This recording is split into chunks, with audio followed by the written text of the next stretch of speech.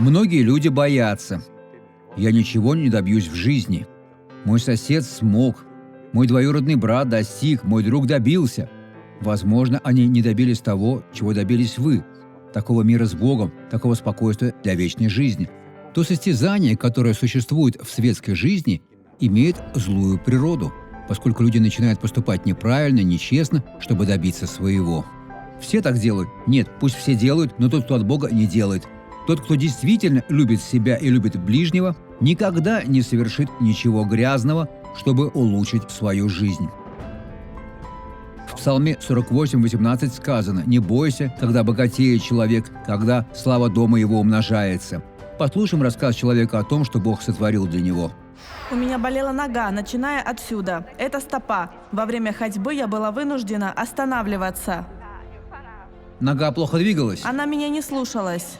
и сильно болела. Покажите, как это было. Было так. Теперь ходите нормально во имя Иисуса.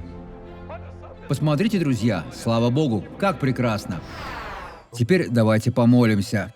Отец, положив руку на Твое Слово, я прошу помощи для того человека, Бог, который был угнетен, поскольку некоторые процветают, а он нет.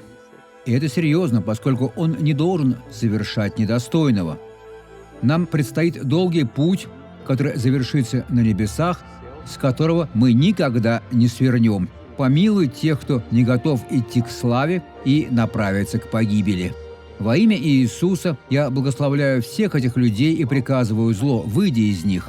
Аминь.